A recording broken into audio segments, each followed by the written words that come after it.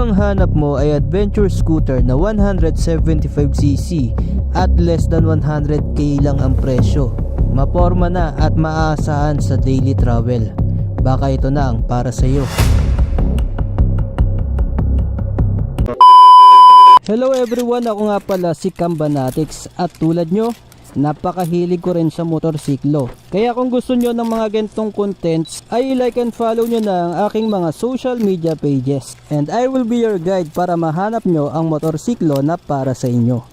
Ito ang Motorstar Easy Ride ADB 175. Ito ang pantapat ng Motorstar sa adventure scooter category. Kaya't samahan nyo akong silipin kung anong mga meron dito sa Motorstar Easy Ride ADB 175. Syempre pa, adventure scooter, meron itong windshield. Naka-smoke windshield na nga rin ito. Naka-fixed lang siya at hindi adjustable. Maganda rin ang design ng headlight nito. Meron itong 4 na LED projector lights at meron ding daytime running light. So maaasahan natin na solid ang pukol ng ilaw niyan.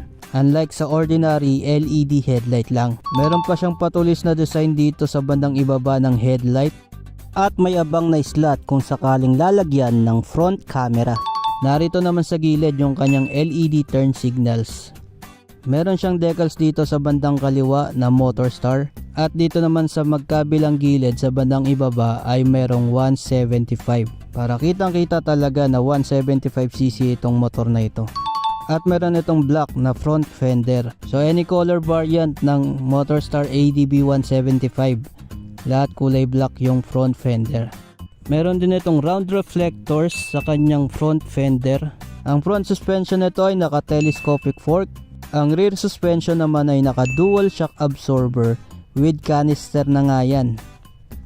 Ito din ay naka-alloy mag wheels at ang gulong nito ay naka-dual sport tires. Kaya pwede sa mga lubak, sa mga off-road, mas maganda yung kapit ng gulong. Ang sukat ng front tire nito ay 110/80 by 14 at ang rear tire naman ay 130/70 by 13.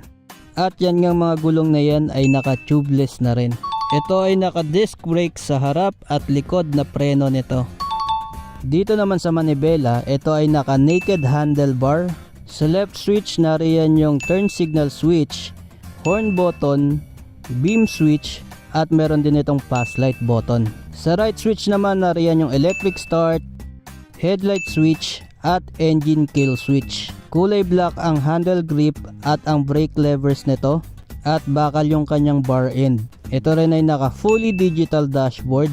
Kompleto na nga rin yan sa information. Nariyan yung speedometer, tachometer, odometer, fuel gauge at ang clock. Parang touchscreen din ito. Nasa gilid ng screen yung kanyang pindutan ng set.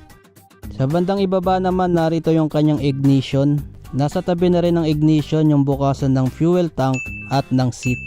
Sa kabilang side naroon yung kanyang pocket at meron din dong USB port para sa device charging. So narito nga sa baba yung kanyang fuel tank. Meron itong fuel tank capacity na 10.2 liters. So mahaba-haba na rin yung biyahe niyan bago mag-refill ulit kung full tank.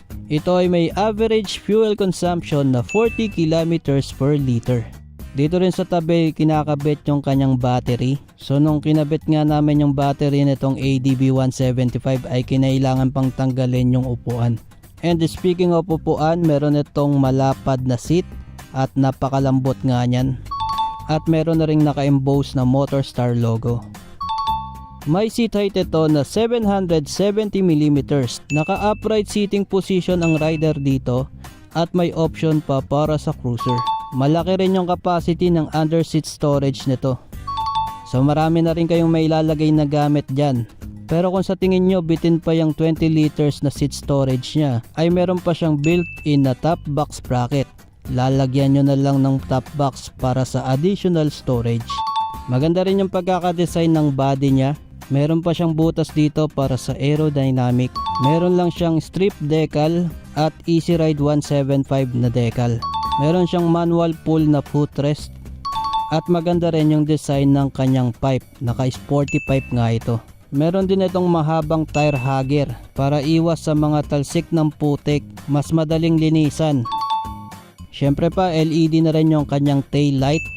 pati na rin yung kanyang turn signals. Meron din siyang reflectors sa kanyang rear fender at late light para sa plaka. Sa kabilang side naman naroon yung kanyang air filter at ang kanyang CVT.